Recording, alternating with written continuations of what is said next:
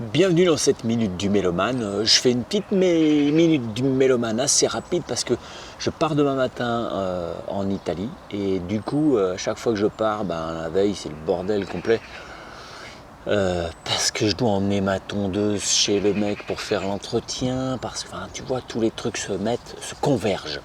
Donc du coup, voilà, j'ai un peu plein de trucs à faire, donc du coup je fais une minute assez courte sur un type que je trouve foudroyant d'efficacité poétique, d'élégance, de classe absolue. Il y a un album qui s'appelle Everyday Robots de Damon Albarn qui est sorti il n'y a pas très longtemps. Je trouve ça miraculeux.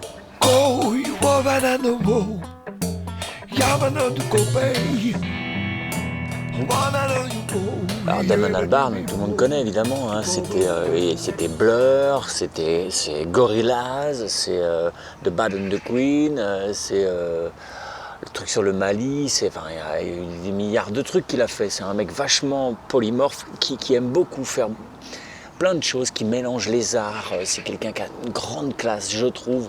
Il y a une grande intelligence dans son boulot.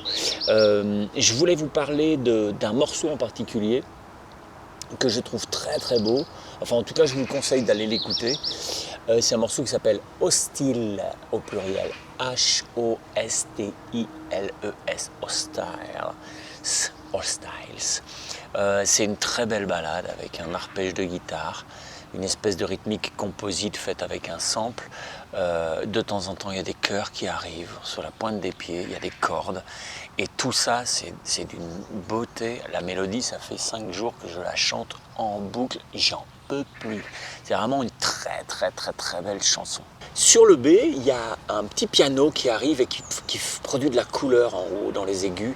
Et il a une petite façon, et la couleur globale, ça finit par sonner presque comme du Satie. C'est-à-dire qu'il y a une espèce d'apparente simplicité qui est quand même super bien gaulée et quand même assez complexe pour avoir de la couleur. Si vous composez, vous savez que l'une des choses les plus difficiles à avoir, c'est de fabriquer un mood, de fabriquer un sentiment, que votre chanson, d'un seul coup, elle vous mette dans un truc, dans un pataquès. Il faut fabriquer de la couleur. Une mélodie, par rapport à un substrat, ça doit fabriquer de la couleur. Ça doit être, voilà. En tout cas, c'est une des missions des balades, puisque là c'est une balade, vous devez fabriquer de la couleur. Là au niveau couleur vous êtes servi, hein. C'est juste magnifique, c'est fabuleux, hein. On sent plein de petites, vous voyez les petites cordes, elles pourraient venir de chez Björk, hein.